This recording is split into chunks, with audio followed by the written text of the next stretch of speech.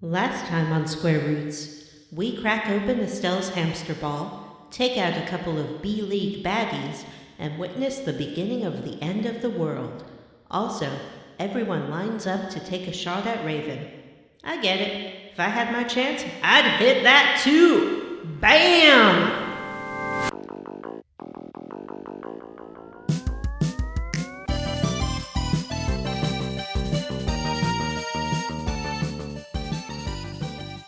Hello, and welcome to Square Roots, the classic RPG podcast. And I'm joined this week by my good friend Johnny Duke Brandon. It's time to kick ass and chew bubblegum. It's time to end this conflict with words and walk away peacefully. Those aliens like are gonna the end of this pay for game. busting up my ride. What's Donald Trump doing here? And Vanessa! Hello, I'm Vanessa. Jim is not with us this week because he got a booster shot yesterday and is feeling a little sicky-wicky. Is that the He's sweet? a little sicky-wicky. Is that the sweet sound that calls the young sailors? The voice might be one and the same. This feels like a setup, and I don't like it. It was a setup, and you know what? Vanessa didn't. It worked. Yep. It worked great. Yep. Perfectly. Did it perfectly. Yep. I want to go where the people are. That's beautiful, was that the song? Matt. Mm-hmm. Yeah, it's the same song.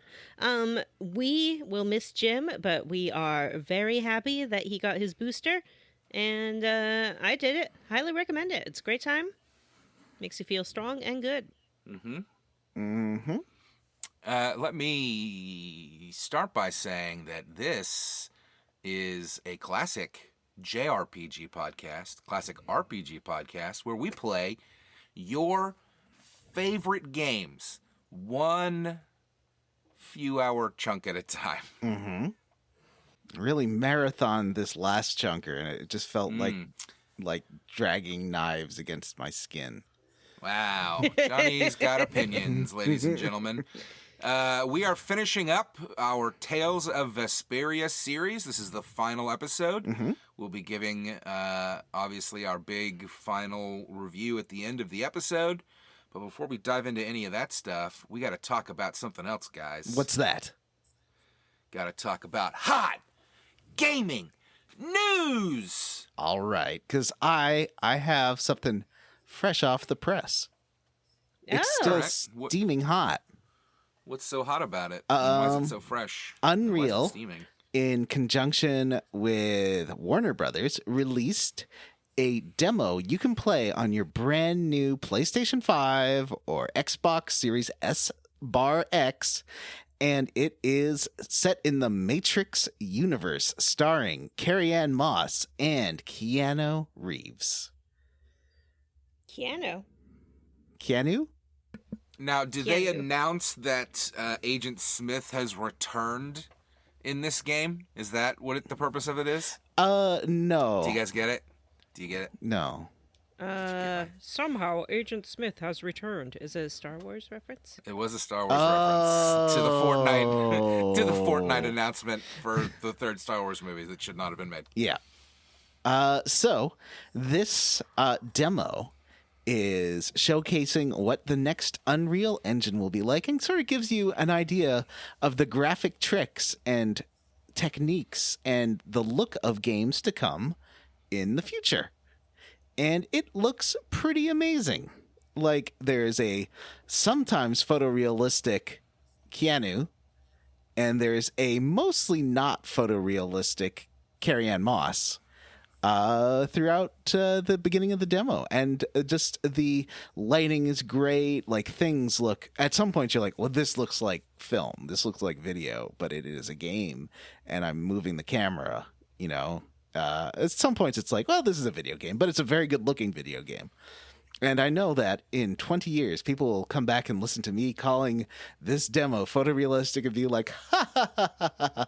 Like when you go back and read articles about how when Lakers versus Celtics for Genesis was playing in the background, his friend thought it was a real game on, a real, TV, game on TV, not a... Nobody Nobody thought. Somehow, apparently. You can at least make the case for the Xbox. Yeah. You know? For the modern gen. It looks pretty damn close. It looks real good. And yeah, I'm really interested in the features that make it easier to make bigger games with better graphics with smaller teams, which this engine is really focused on. I think that's cool because right now game budgets are like getting up to $500 million, which means that they have to appeal to everyone and can't be weird. So the more that smaller teams can make good looking games is better, because then you get weird, crazy stuff that I love. And the demo is really cool. It's funny.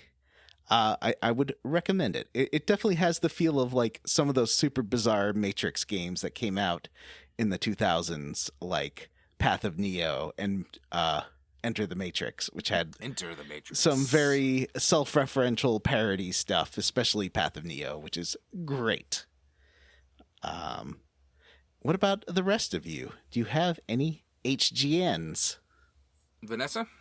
Yes. Breaking news game of the year 2021 from the Game Awards was It Takes Two. What? Wow, was it really? What? Yep. What is Yep. that? It's that on was Game my Pass, I response as think. well. It's like a co-op game. Oh. It's a co-op game where you play a little bitty thing and you like fly on dandelions and things like that. And it's cute. That sounds fun. Well, I like that it's not just, Assassin's Creed or whatever, the same stuff as always. Yeah, it's some kind of cutie, patootie, family-friendly kind of game, which I think is pretty nice. Other breaking news coming either soon or in 5 years. You know how game development cycles go. Or never. Detroit becomes Star Wars. Ah. That one's gonna be weird. I kind of hope that they can, like, somebody's gonna sand off old David Cage's hard edges there, right? I think Disney's basically coming in with a giant muzzle for him with you're not allowed to post on social media or talk to women for the next 4 years. What do you think the game will be about? Like, do you think it'll be more like a traditional game? Like, will you play a hero, and not like a bunch of weirdo, rando protagonists? Ooh, I like the weirdo ragno protagonist part better. Yeah, I do think too. you'll I agree. play a bunch of weirdos. I think that at some point, a female Jedi will go into a basement. And, Oh, no. I Oh, don't you're wanna hear right. about this. I think you're right. because that is his signature move. Basements? Women in basements? Yeah, women getting Yep. trapped in basements by a random serial killer. Yeah, I remember that in Detroit Human Come. Yeah, it's in Detroit Human Come. It's in Heavy Rain. Come. Is it in Beyond Two Souls? Probably, maybe if you make the wrong choice at the bar. Yeah. How come we Oh, haven't played those definitely. games? Oh, we can. We have. Why we played Can I- Detroit? Can we redo the poll that we just had, and mine can be Two Souls or Heavy Rain or whatever you guys said? Nope, the poll's over. Yeah. Are we going to talk about at the end of the episode who won the poll? Why not just talk about it now? That's We're in the not middle of a gaming segment. news. Yeah, well, that's true. We're never great at keeping to segments anyways. Why start now? So, the winner of the last minute super secret poll that we didn't even get a chance to announce on the last episode is Metal Gear Solid 1. In 2021? I thought we were taking a break for the end of the year. Maybe you are. I don't know. Maybe I am. Maybe Vanessa is. No, I have that PlayStation Classic. I better use it. Okay. Also, I do fucking love Metal Gear. As for my hot gaming news, this last week saw the release of the biggest game of the year. That's right. Halo Infinite. Wow, wow, wow. More like Has anybody else? Galo Gafinite. Oh, boom. Wow, You John's got canceled. him. Because it's all the guys kissing each other. That's the whole game. They can't kiss each other. They have their dumb hats on. No, they all take their hats off except for Master Chief. See, Halo's really a tragedy of how Master Chief can't kiss anyone. Oh. Except for Cortana, who's constantly Except for masturbating him via the suit. Uh-huh. Well, no, she's dead or something. Or evil now. Cortana's evil now? Yeah. And dead. Yeah. I was really confused at the beginning of Halo Infinite. Anyway, this is a great opportunity for us to do something we love to do on this show, which is where we tie two segments together with a great segue. Because Halo Infinite came out, and that's how I leveled up. You wrote a segue. I wrote a segue. I leveled up by playing Halo Infinite. I've put about 5 hours into it so far, and I think it's fantastic. It's shooty good, and it play fun. After the first couple of hours, it kind of opened up into like an open world type, but Halo was always kind of open, so it makes sense. But it does feel a bit Far Cry with like objectives on your map, but whatever. It's still fun as shit. Like call in a warthog and go zipping off across the landscape to murder some bad guys with some dumb AI friends in your car that are gonna die. Has anybody else played Halo yet? John? I haven't. Wow. Is that because it's Galo Gaybat evolved or whatever and you hate it? No, I just haven't downloaded it yet. I'll download it soon. Oh. I know Jim's playing it, but he isn't here today. But, and also there's no co-op. In those games, I play co-op almost every time. Like, I played almost all of them co-op. And there's so much fun. Yeah, I definitely... co-op, for some reason, the co-op campaign isn't coming out for like a year? I think May. I think it's coming out in May. Excuse me, aren't you going to ask me if I've played Halo? You don't have an Xbox. I thought she did. I thought she had Jim's Xbox. I do. I have Jim's Xbox. Yeah, you can play it. It's on regular Xbox. Is it? Yeah. Well, Vanessa? Mm-hmm. Have you played Halo Infinite? No, I don't play Halo. Oh, my God. Well, I'm enjoying Halo, and I'm looking forward to the campaign coming out. I hope it's good. I haven't tried the online stuff yet. I don't know. I don't really care that much about online shooters. Like, I don't care. I don't play online shooters. Those are for assholes that like to teabag each other. Right, guess? Wait. We played an online shooter together yesterday. PUBG's not an online shooter. It's a chaos 24 simulator. hours ago. Yeah, that's my other I guess level that's up. True. They added mountain bikes to PUBG, and it's so stupid. It's so fun. It kind of has Tony Hawk controls where you have to, like, hold the button down and then release to jump. And you can smash the X button to make yourself pedal faster. And you get, like, an extra 10 miles an hour of speed. It's fun. And you know what? People aren't really expecting it right now, so, like, you can quickly get around and behind somebody without them knowing that you're there. Oh, because it's, like, silent. Because it's like silent. Ooh. And it doesn't really take damage as far as I can tell. So I know, and you don't take damage on it. So you can literally like, I saw some streamers like getting the emergency kit thing and going up to the top of mountains and stuff that you can't get off of, and then equipping the bike and jumping off the mountain on the bike, and you don't take any damage. Wow. But you can still get shot, right? Yeah, you can still get shot. And you can get hit and like fly off the bike and die, Like you're not invincible on the thing. I got a bike, and there was this guy, he was, like, shooting at someone, and I just rolled up on him, silent, smashed him with my bike, and totally knocked him out. Mm-hmm. It's fun, they added pistol, they allow you to use your pistol while you drive now, so you can pull your pistol out and be a mobile, silent, like a pistol with a silencer. Just a silent ninja assassin. Anyway, that's what I've been up to. What about you, Vanessa? How did you level up? Well, it's back. Everyone's favorite Hallmark show of the 1990s. That's right, Sex and the City. But it was on HBO. Back, baby. It's on HBO. Not Hallmark. Max. No, I mean, like, It's a watermark. It's a cultural touch point. It's the center. It's the true north of our cultural compass. Sex and the City. What kind of loser would watch that show? I saw that on HBO last night and I was shocked. It also is just called like, it's like you're welcome In the a new next Sex and the City moment, or episode. and the It's called And Just Like That. oh, that's Yeah. it. Ugh. I hate it. And just like that. My history with this show is that I don't like it. I think it's terrible. And I watch the new episodes and I don't like them and I think they're terrible. Sex and the City, a terrible show for terrible people doing terrible things. I have something I have to admit to you. Oh, okay. I also watched the first episode. Mhm. I kind of liked it. Spit take. Because I really like the first 4 seasons of Carrie in the Sexy City. So I didn't like the last season. I thought it was poop. And I really didn't like the movie. I never saw the second movie. I hear it is bad. It's awful.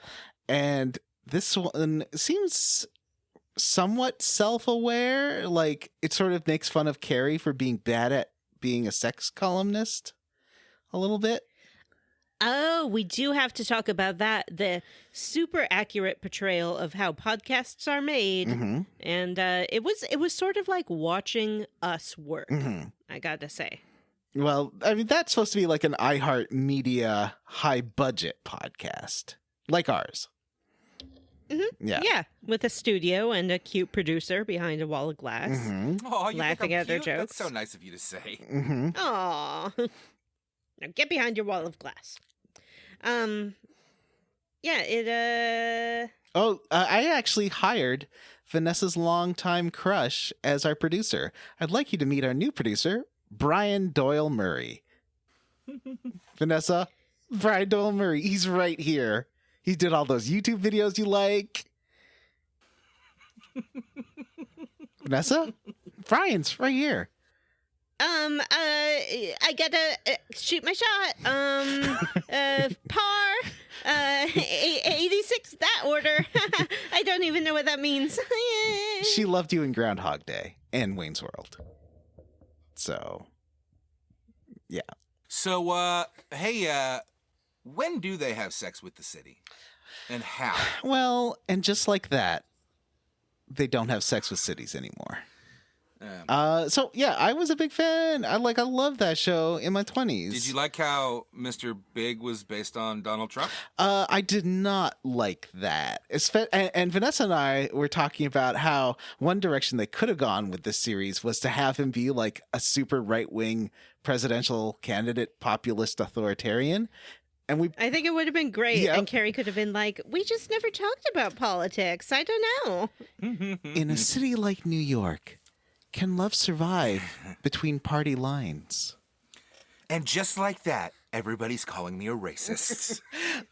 And just like that, I'm the first lady of the United States. And just like that, I redecorated all of the White House in a weird minimalist style. And just like that, here's your Christmas twig. Yeah, I thought that it was refreshingly self-aware. Like, it realized a lot of the failings of the initial show. Like, all the characters are super racist and sheltered and awful. And I like that it's somewhat dealing with it. Although it does seem there's a montage sequence, sort of reminds me of like Godfather style, like the wedding scene while one bad thing's happening while another thing's happening. And Carrie does this face acting that makes it look like she's actually like magically manipulating someone to have something bad happen to them. And she like it has this weird smile, and I was like, "Is this like a crossover of that spooky witchy movie she was in and Carrie in the Sexy City?" You'll have to I keep think that Sex watching and the City, and find out. I think Sex and the City is morphing into Bewitched. What was this? You know, the movie where her and Bette Midler were like, and I don't know, the lady from Nuns on the You're Run. talking Jews or about something? Hocus Pocus. Hocus Pocus, Right. yeah. I've never seen Hocus Pocus. I saw know, it once. I can't tell some of those movies apart. There's witches and there's hocuses pocuses. Some death becomes somebody. Ooh, at some that one's point. good. I know it's on HBO right now. I've been thinking about watching it. All right. Oh, well, no, never mind. Are we? I don't think I leveled up yet, have I? I was going to say, I'm who's not leveling up right done now? leveling up. Is Vanessa still leveling up? Yeah. Yeah. I said one thing, everything gets all out of hand. That's the way it is around here. Other level ups. I went to a Christmas market. It was terrible. I actually went to a couple. One was fine. I love Christmas markets. This other one, it was terrible. It was just a bunch of like... How can it be? How can a Christmas market be good or bad? I don't understand what makes one good or bad. I would say here are the elements of a Christmas market. Element number 1. We can have lots of fun. Selection. Ooh, I got some This breaking is gaming news for when you're done. okay. Just hang on to it. I'm about to enumerate the elements of a good Christmas market. Element number 1, selection. How many Christmas booths are there? What kind of variety Christmas do they booths? have? What are the quality of the items available at the Christmas boobs? Number 2, snacks and treats. This could be seen as a subcategory of selection, but to me, a good Christmas market, it's important to have that like chestnut roasting on an open fire, cinnamony goodness wafting through the air, hot chocolate stands, and I am a hot chocolate element- stan. you are. Element number 3, music and atmosphere. Christmas market should have Christmassy music that is not intrusive or too loud or upsetting. The first one I went to was fine. The second one, I would say, terrible selection. They had some like multi-level marketing booths, which is just like bleh.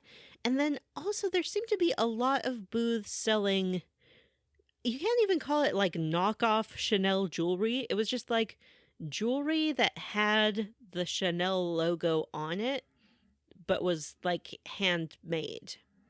And I don't understand this trend. There were multiple booths like this.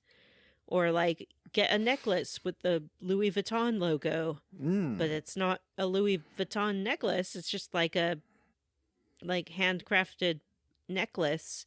Why? I don't understand. Is it ironic? Is it meant to be ironic, Johnny? I don't think it's meant to be ironic. A little too ironic? I don't get it. I don't get it. And they did not have any hot, fresh snacks or treats. I saw one stand selling prepackaged baked goods. Not the same. And the music, which was fine for some people, those people being toddlers because it was a children's performer, I found a little bit grating because I don't want to clap my hands and stomp my feet and spin in a circle. I want to be left alone. Bah, humbug, Christmas time. Finally, I started a Marvel What If, and it's good. If you've slept on that, wake up, watch Marvel What If. Also, how are you sleeping on a cartoon? I know how to sleep pretty with a well. cartoon. You go to Cool World. Johnny, you can't sleep with the cartoon. It will break the fabric of reality. That's how a doink gets made, or whatever, God. right? Isn't that what they call them? That's a weird movie. Sleeping on a cartoon, it's okay. They're not firm. They're very elastic. If you've ever watched a cartoon, you might notice that they can stretch and compact themselves in a myriad of wacky ways. I've never so watched a cartoon. Tell me more. Well, if you prefer a firm sleep, I would suggest sleeping on a 3-dimensional object.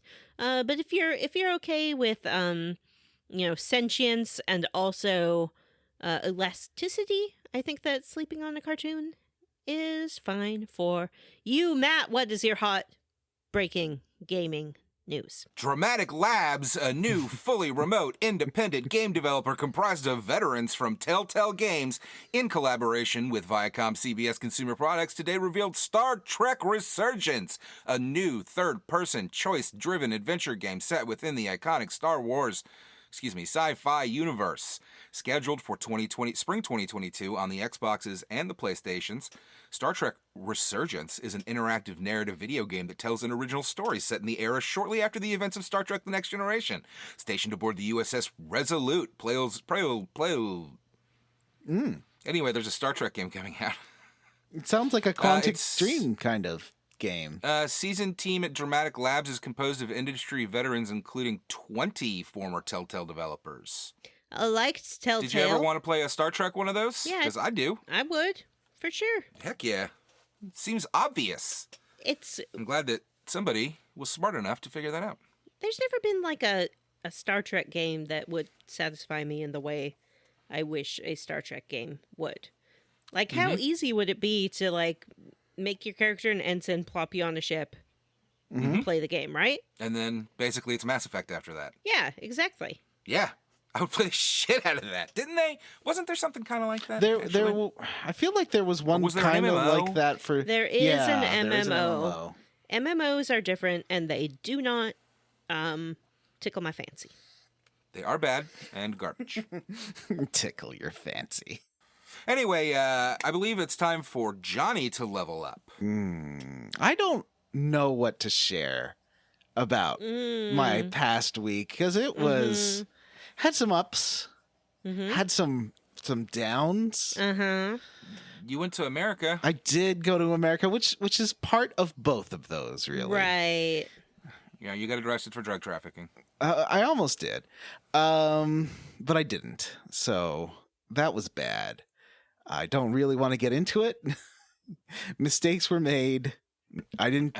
John was not trafficking drugs. I was not trafficking drugs. No mistakes were made. You didn't do anything wrong.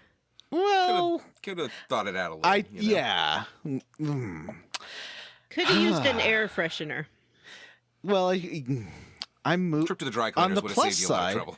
I'm moving to a new place, which does not have any weird smells that may cling to my clothing and cause issues. And I'm moving next month. And while I will still come and visit the Square Roots house, sometimes you just got to go out on your own and really pursue other avenues. So I'm quite excited about that. Wish me luck. I'm now terrified of losing my job and not being able to pay for a Vancouver apartment, which even as an affordable Vancouver apartment is still a lot of money, and it's terrifying. Why is it so much? It's too much money. It's too much money. But I did see my sister and my friend Teddy, and that was fun. Fun. Yeah. And that's how I leveled up. Some good, some bad. I'm, not wanted by anyone in a bad sense, so that's good. And I didn't commit any crimes. You didn't commit any crimes. You didn't do anything that you're willing illegal. to admit to on the show. Mm-hmm. He didn't commit any crimes.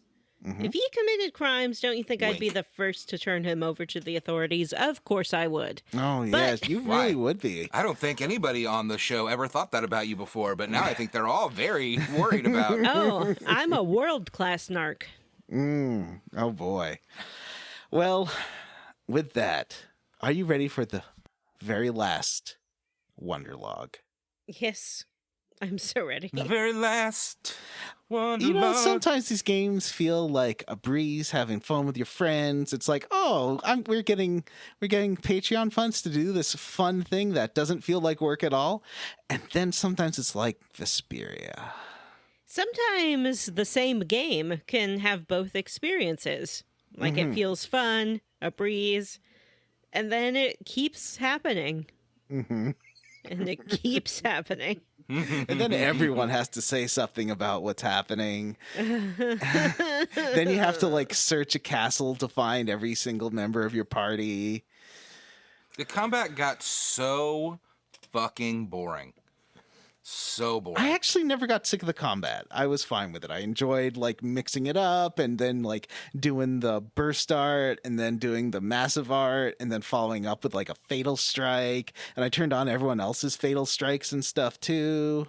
That got neat. I finished it. Actually, Jim convinced me to finish this game because originally we were going to record and I just didn't have time to finish it. And I was like, well, I can't finish every single game. And then Jim's like, no, I won't let Vesperia do this to you, and made us delay recording. And then didn't show up. And then he didn't show up.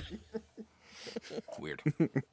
So that's a little look behind the scenes. So I did finish it, and let's talk about it now. I put a sort of outline of the different places, so we might have to rely on our memory or looking at a fact to remember what happened, but... We go to Zaphius, and we go to Aspio, and we go to Dungress. That's not how the show works. So we wake up in Zaphius. The end. With Step You may Duke. recall last time I don't recall. Yuri got shanked in the ribs by that lady. Sodia. He fell, Oh, yeah. Yep, he fell Soda. off the giant tower into the ocean.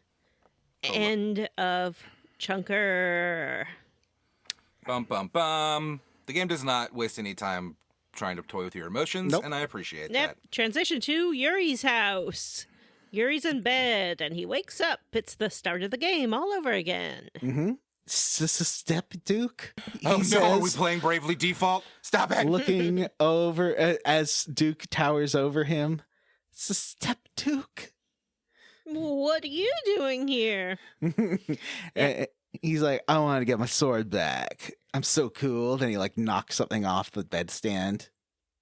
Yeah, he's like, I just saved you to get my sword. You suck. Goodbye. Humans are garbage. I just wanted my sword back. Yeah, I like my sword. Good job summoning the Asphios, idiot. Bye. The Aspio? That's the town. The What's it called?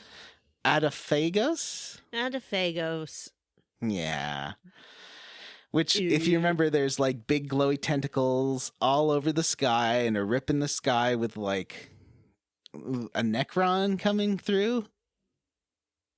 It's like a big Ultros almost, but not fun. No, it's not like I'm an octopus prince or anything. It doesn't say anything at all. No, it's just a giant tentacle in the sky. That's it. Yeah. And so he heads out. He takes his sword back, so you no longer have Dane Nomos. He's like, we're enemies now because humanity sucks, you dum-dums. Jerks. Yeah, he's like, I gave you the sword. I gave you a chance not to suck. Turns out you suck anyway. Bye. Meanwhile, not meanwhile, you head out of your house, and then walk up the stairs, and who do you run into but Estelle. Judith? And Estelle. Is it just Estelle? Oh, it is. She's with someone. Oh, okay.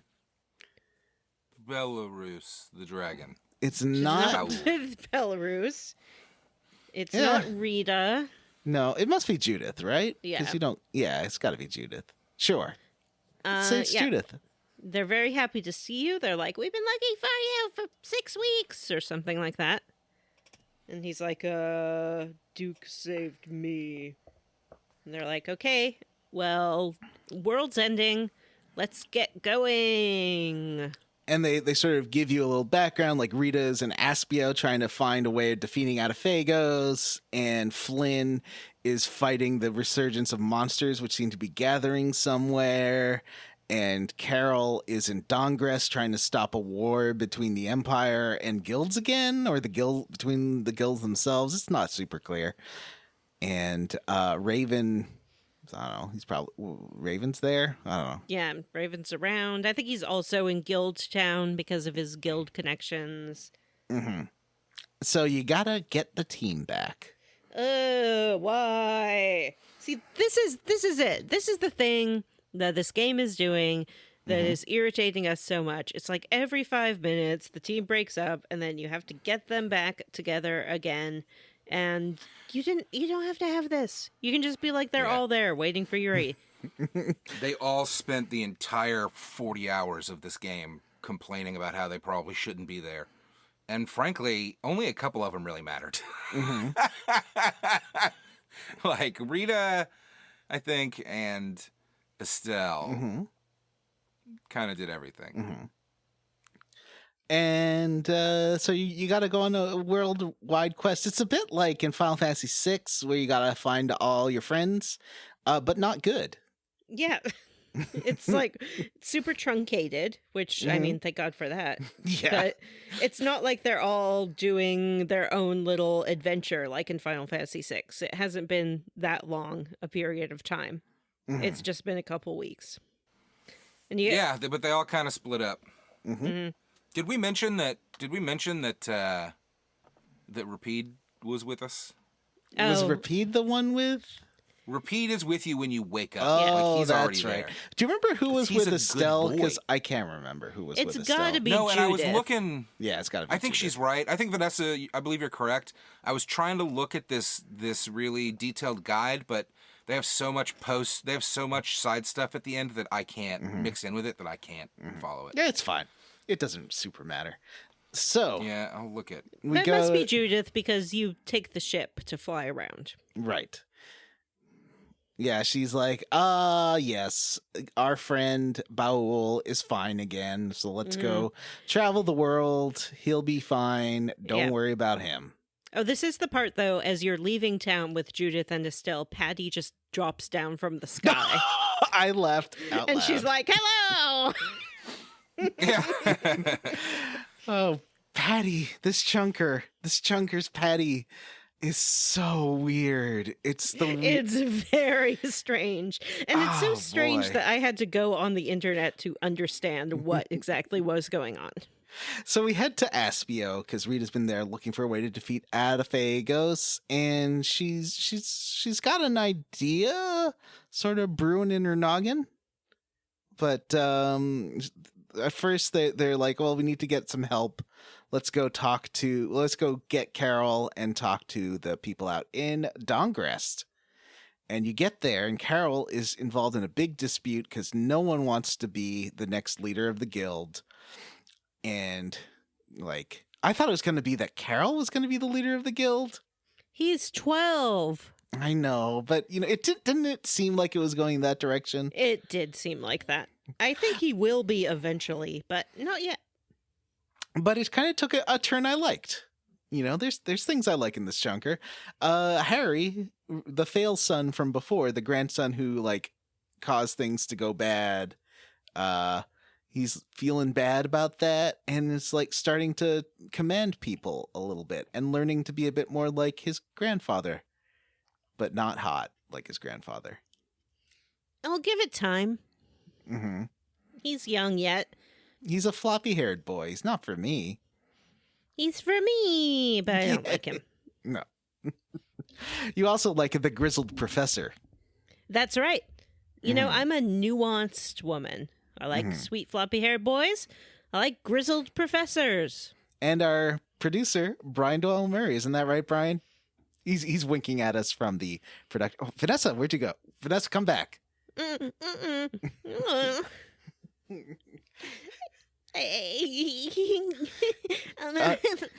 the window again.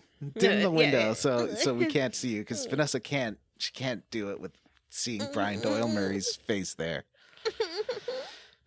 Yeah. He's gone. He's not there. Just pretend he's not there, Vanessa. He's not there. Mm-hmm. Okay. So we then go to Zofir. And we get our little buddy back, little Carol buddy. He's there. He's like, I'll come with you. Mm-hmm. And Raven. And Raven's there too. He's like, wow, these guys really know what they're doing. I really like these guys, these guildies. And Well, also his life belongs to Brave Vesperia. That's true. Yeah, Yuri reminds him of that. He's like, remember, your life belongs to us, so you have to help save the world.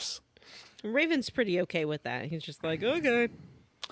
So Rita's got an idea, and her idea is to go back to that Air Crene and bring this. Okay, I'm trying to remember the word. What's the word for the Sierra crystal. Yeah, you know the thing that you got from the Yeah, the black crystal thing. Yeah. that comes from the souls of the Angelica's. Whatever. Yeah.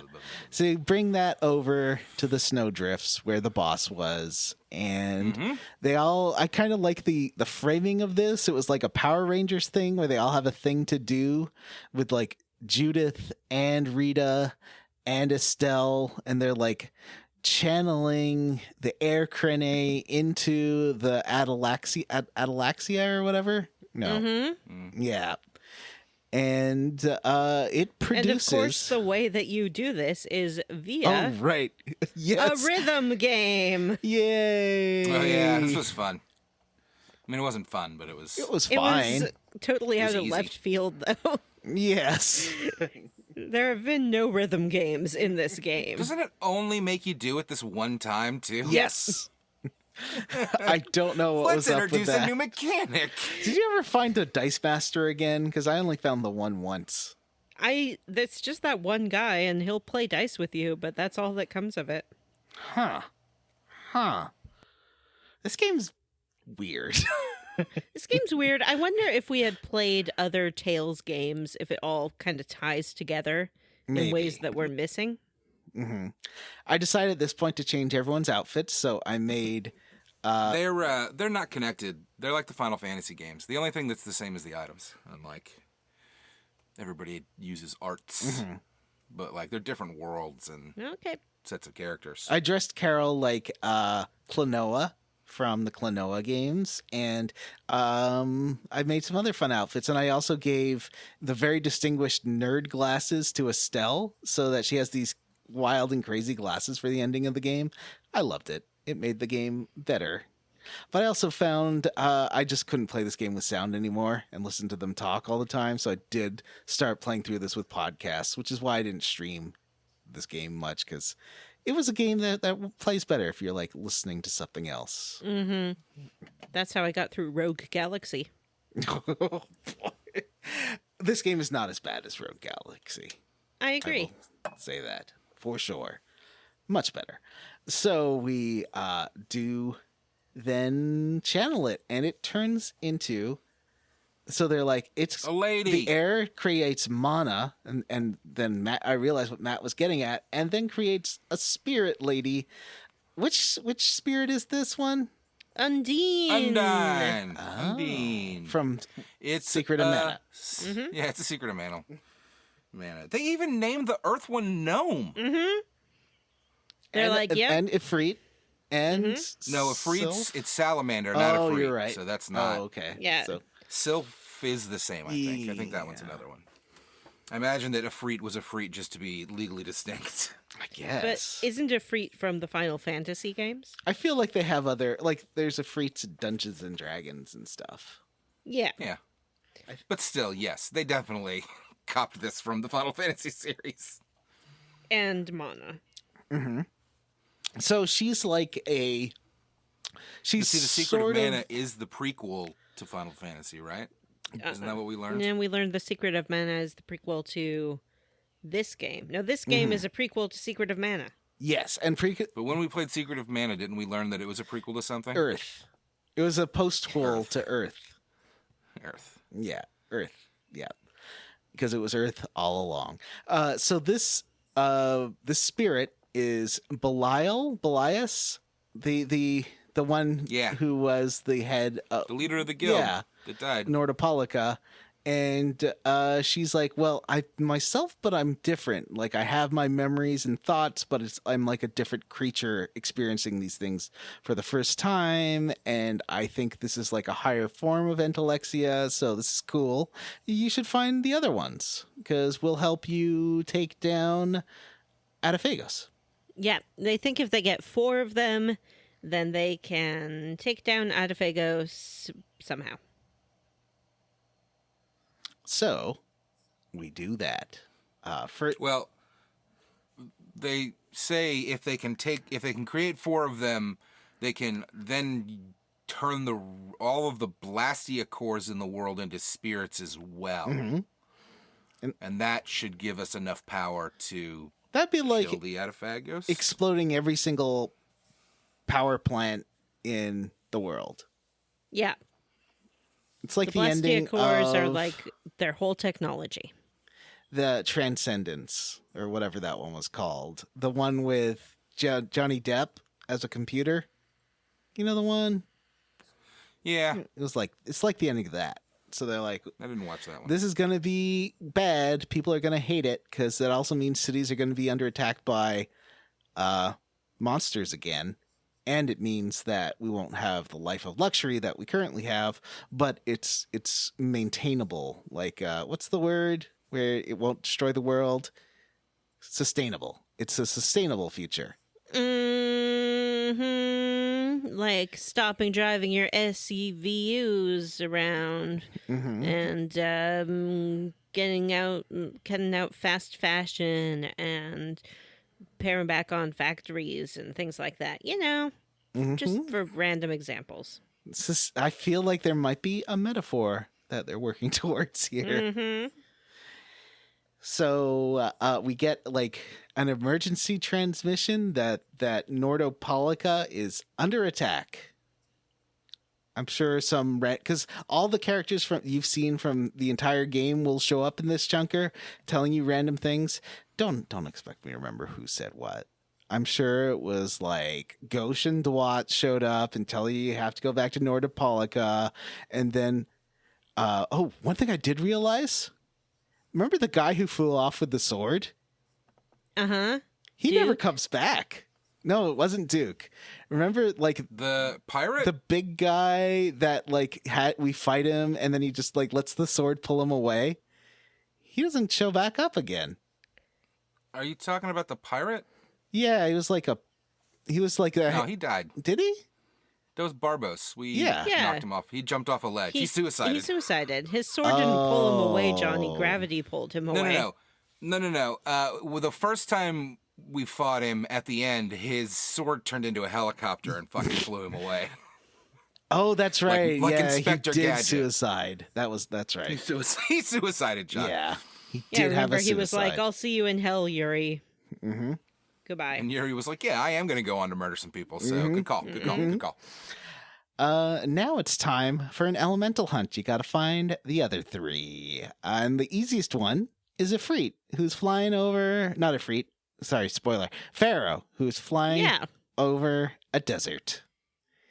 And he's like, hey, friends, I see what you're doing. I've heard your lyrics. I think they're great. How about I turn into a big spirit too?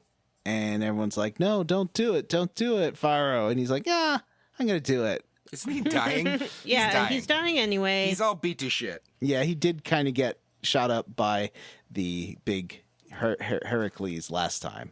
Yeah. Mm-hmm. Yeah. So they turned him into a Ifrit, and now he's like, oh, flame on! Yeah! Mm-hmm. This is That's rad! Flame on! Feeling hot, hot, hot. So he turns into a Ifrit. And I thought that was pretty fun. And all of these and you thought spirits, that was pretty neat. They all seem to live inside Estelle or are connected to Estelle in some way. Mm-hmm. Because she is aware of them even when we can't see them on screen. She's like, no, they're here. Mm-hmm.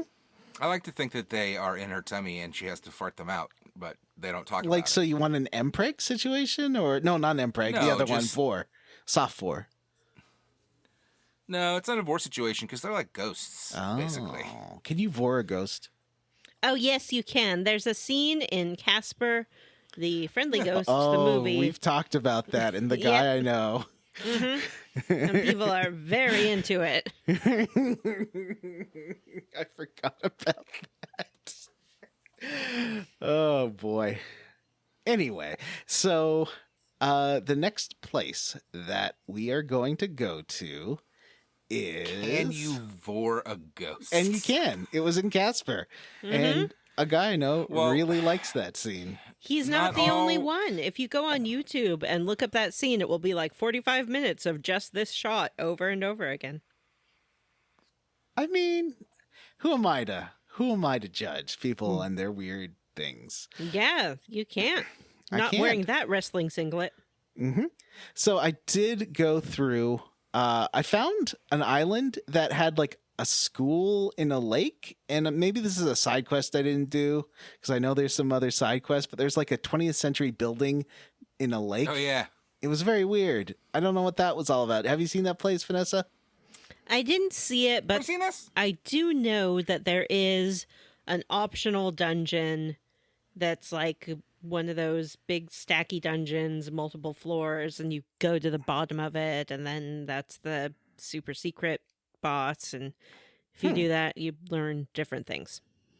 Okay. So maybe that was it. Maybe.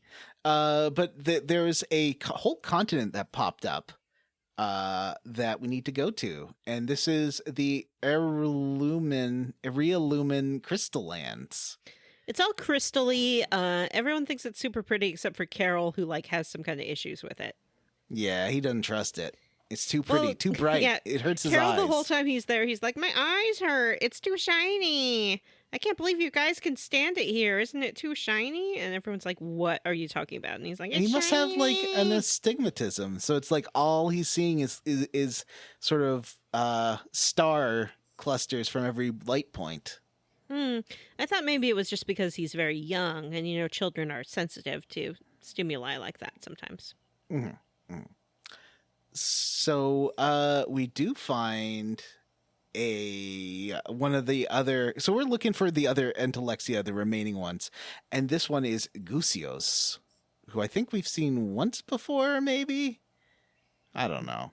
Gusios. Gusios is there, and he has been just slurping up all the air spilling out of this air crenny because he's like, this will make me more powerful. I'm gonna be. Well, he doesn't say it because he's already gone feral, but he slurped it up to become more powerful. Unfortunately, this turned him feral, as I mentioned. So he is now bonkers, and you have to stop him from attacking you because he does attack you. Fight time. And you do it with knives. These crystal lands are real pretty. It's got like that JRPG Crystal Land music where it's like beam boop boop beam boop boop boop boop beam boop boop boop boop boop boop boop boop. It's like a Danny Elfman soundtrack. Yeah, exactly. Lots of like plinky sounds. It's real good. And you defeat Gusios, and he turns into Gnome. It's not Jin. I couldn't remember which one he turns. Or is it Sylph? Yeah, no, this is the wind guy, right? Yeah, this is Gnome. Oh no, is this Gnome? Yeah, this is Gnome. I think it's Gnome. Yeah, the wind guy's in. Yes, the wind guy's in Relouise Hollow. Yeah, she's there. Yeah, because you go to the wind place. Yeah, and unfortunately, he's so airsick that this is what Undyne explains. He's so airsick he can't actually come to the phone right now. He's in bed with a bad tummy. He's gonna sleep it off. Yeah, but then Great. like this doesn't actually lead to anything. They're just like, he's gonna wake up later, and then he does, and it's not relevant to the plot at all. Did this game run out of time or something? I don't know. They're like, how can we avoid having dialogue for this guy? He's asleep. There's so much padding in the middle of this game to have you blow through collecting 4 spirits at the end, and 2 of them not having dungeons is pretty fucking wild. But don't get me wrong, I don't want more dungeons at this point. No. So you head to Relouise Hollow, which is on the desert continent. Sorry. Well, it's not a desert. It's the southeastern continent that's like a series of crags. It's all rocky. And you really have not been able to get there at all other than via the airship. And there's this one spot that you can land at and go into. And it's like where all the winds in the world come from. Oh, my butt. John's butt. Unlike all the spirits in the world which come from Estelle's butt. So anyway, John, you go to the Hollow. It's not bad. Like, it's another dungeon. It's too long. But Is it's not it? as long I think as it's too bad. I don't know. I got a little not lost, but I had to like backtrack a lot. It's not as the last dungeon's the real major dungeon. Yeah, here. it's kind of long. I really didn't feel like any of them were super long, but I think at this point was using holy bottles. Yeah. Yeah. Well, I didn't for this one, but I did for the next one. So you head down to the bottom of this canyon. Baul can't fly all the way down because the sheer is just too much. And you get there eventually, and there's a little cave. And inside the cave is a lake. And inside the lake is a monster, an Entelexia. This one is, I guess, Duke's friend? Yeah, frog on she's a not log. in the lake, In a for lake. one thing. She's a lady who we've seen with Duke. She looks like a Judith. A Cridian. She looks like a Cridian, and she's like, "Hey, what's up?" And they're like, "Oh, what are you doing here?" And Yuri's like, "You're the Entelexia." It does not explain how he knows this. You know, I think they're just burning through the last 30 hours of the game in 5 hours. I thought it was. I didn't really. This one didn't bug me because it was like this lady has continually turned up and said like cryptic shit in weird places, and now she's at this place where no other living person can get to, and just happens to be hanging out. And I think that they make the pretty obvious jump that she's not human or Critian, and she's not. She turns into that big bird that we saw earlier in the game that we weren't sure which Entelexia it was. And it was this one. Yeah, Cobb salad. And the Cobb salad turns into Sylph. Yeah, you fight. She's like, okay, well, you got to show me that you're prepared to go up against Duke. Because we're like, we're going to turn all the Blastia in the world into power to defeat Adaphagos. She's like, well, if you really think that's going to work, you're going to have to go through me to make sure that you can do it. And we're telling her all our plans, and then we have to fight her. And then she's like, you do have the power. You must best Duke to save this world because he will kill all of humanity. Duke has his own plan. His plan is to suck up all the humans and turn them into power and use that to defeat Adaphagos. And so we do it. We fight her. She turns into one of them big glass baubles. And that we again use all our powers combine to form Sylph, the wind fairy. And Undine's like, "Hey, sup? She's sleeping right now, so come back later. Try again later." And we head all the way back. This game makes you walk back through the dungeons, and I hate that. So there's never like a sneaky back entrance like Skyrim or Zelda.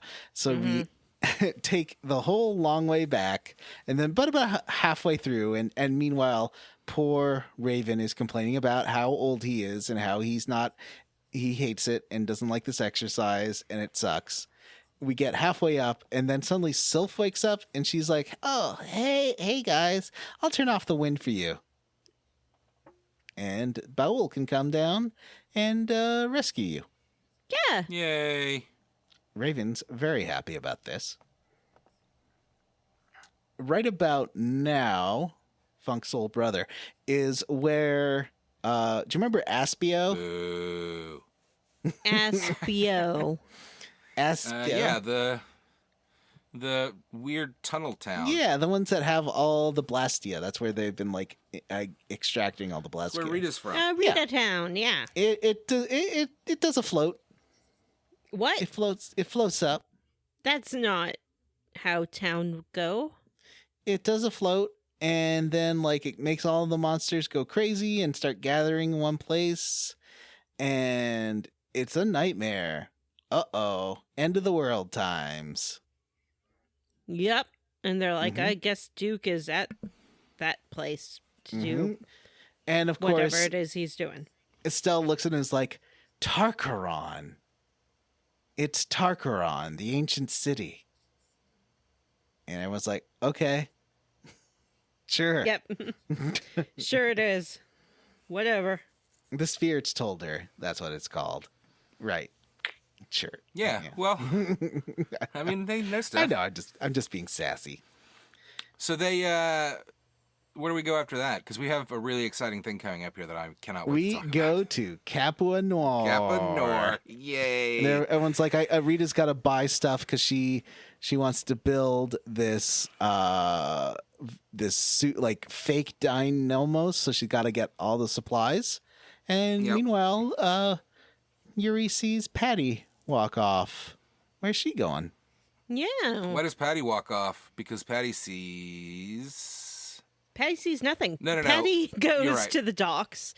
She You're has right. the treasure that she got from that tower, the one she'd been looking for. The And- Maristella. Maristella. She has the Maristella, and she uses it to summon this ghost ship, the ghost ship we were on before. And Yuri shows up on the dock, and he's like, "I knew it. I knew you had your memory back." And she's like, "Aye." And Yuri's like, "So you're gonna get up on that ghost ship, huh?" And she's like, "Aye." And he says, "Well, I'm going too." And she goes like, "Nay." But he convinces her that he will We're come all as in well. it together. Yep, it's and now another all in everybody it can together. swing by. And everyone if everybody else can shows swing up. by and decide individually Yeah. that they're going to come. Yeah, everyone shows up. Everyone has their own This is speech about the point that where they're going and why they're I going. wanted to die, Vanessa. I hated this. I mean, I loved it because of what happens next, but I also hated it.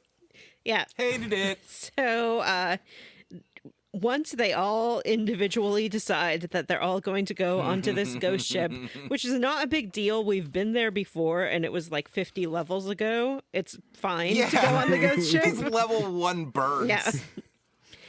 Everyone goes. You fight your way to the captain's cabin where we saw that ghost in the mirror before. And Patty knows his yeah. name. And his name is... Ghost Cyfried? mirror. Cypher. Cypher. Just like Final Fantasy VIII. Yep. And Patty looks at Cypher. Cypher looks at Patty, and Patty's like, "Cypher, don't you know me? It's me, Ifrid." What? And Everyone's everyone's like, like, "What?" What? Okay, Everyone's like, this little girl's got insane. She's 8. Vanessa, You're not your own grandfather, honey. where do they then admit their love for each other? She seems to talk about how she cares for him. She talks about how he had to make a terrible decision. So the game at this point does not really explain what has happened. I, however, Does it? at this point, Does it ever? I am going to explain what happened. It explains what happens if you go to the optional dungeon and fight your way down like 70 floors of enemies and Ooh. then And you did this. get Wow, Patty's Vanessa, backstory. that's amazing. Wow. That's right. I Vanessa, did it. we're impressed. I did the whole thing. Tell us more. Here's what happened. You remember there's been all this talk about Ifrid's slaughter of all Yeah, these the people. Black Rock slaughter or whatever. The Black Rock slaughter. So the Black Rock slaughter was in fact a Black Rock mercy killing, because all of the people there had been transformed into monsters What? by a curse. And Ifrid and her crew were also inflicted with this curse, but they decided that they would kill everyone first to spare the world, from them and put them out of their misery. And then it so turned out that they had one potion that would reverse the aging process. And Does that have something to do with the curse? no, they just had it, I think. I don't know. So they were like, okay, those of us who are aging forward, we're going to become inflicted with this curse. But Cyfried was like, hey, Ifrid, I love you. I'm going to give you this one potion. So Ifrid took the potion and began to age backwards. So they were gay smoochers, right? They were, well, I don't know how gayness factors into it since Patty is female. But she no, but Ifrid wasn't. Yes, she was. What? How dare you? Oh. Patty is Ifrid. And Ifrid was a and woman. Ifrid was always a woman all along. Oh. So she took a potion that made her age backwards? She took a potion that made her a Benjamin Button and started to age backwards. And So so after this game, is she going to continue to age backwards until Yes. she turns into a baby and dies? correct. Really? Yep. Really? Yep. Benjamin what? She's a Benjamin Button. She was a Benjamin Button all along. What? don't She hate it. was an old pirate lady. She was inflicted Yes, with I a do. curse that was going to change her into a monster unless she aged backwards. Is this whole thing like the doctor was a woman and we all failed it? Or did they use Yes. male pronouns? Or did they just refer to Ifrid as Ifrid and avoid use of pronouns? They when, like, use male pronouns. And apparently in other Tales games, Ifrid is referenced a lot as being a man as well. So I think it's just cultural misogyny that assumes that the captain of this ship must be a man. Oh, but Dawn knew. Maybe Dawn didn't use pronouns because Dawn knew Ifrid. Yeah, and Dawn was like, you look just like Ifrid. And then when Patty was like, Ifrid's my grandfather, Dawn's like, uh-huh. Sure. So Huh. Patty's been aging backwards. It did cause her to lose her memory. I guess because the wrinkles in her brain got smoothed out. Ooh. Yeah, I like to unsmooth my wrinkles. But now she remembers that she is Ifrid, and she's like, I have come to put you, my friend and lover, out of your misery. So she does do him a kill. Oh. Wow. Yep.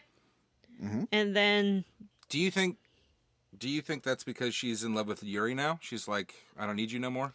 well, here's the thing. We've been talking about how creepy it is that Patty's in love with Yuri, but turns out Patty No. is like 50 years older than Yuri. Vanessa, this is every single anime. We don't want to go there. So it's fine. not. It's fine because she's actually No. 1,000-year-old Nope. witch. Nope. Don't like this. I'm going to curse you to be 1,000-year-old. Oh. There's only one thing I can think of that rhymes with witch, and I don't want to say it. You know what? I'll Snitch. take it. Ditch. Snitch. I love it. I told you I'm the ultimate narc. So yeah, Patty has then put her business to rest, and now she's ready to go on and save the world Yay. The end. before she The end. Benjamin Buttons her way to death. God. What? This next bit. Vanessa, this is insane. It's pretty insane. Does the curse get broken at the end of the dungeon Nope. that you... Are you sure? Nope. What? What is this game? But I'm pretty sure that she'll just continue to age backwards forever. And doesn't okay, and setting up all the things that happen later, doesn't Raven have a Blastia in his chest keeping him alive? Yes. Yeah. Well, we learned that earlier. Right, but Yes, I agree. It doesn't make any sense. Yeah. Yes, he does have a Blastia in his chest. okay. So now we go to Northeast Hyponia to meet up with Flynn, where he is holding back the forces of every single monster in the world. Because they're all gathering to like turn into a Parasite Eve style biomass. I don't know. That's just my guess. It's not in the text of the game. I just imagine that they're going to turn into a big pink blob that eats people. And looks that. for sperm banks. Yeah, exactly.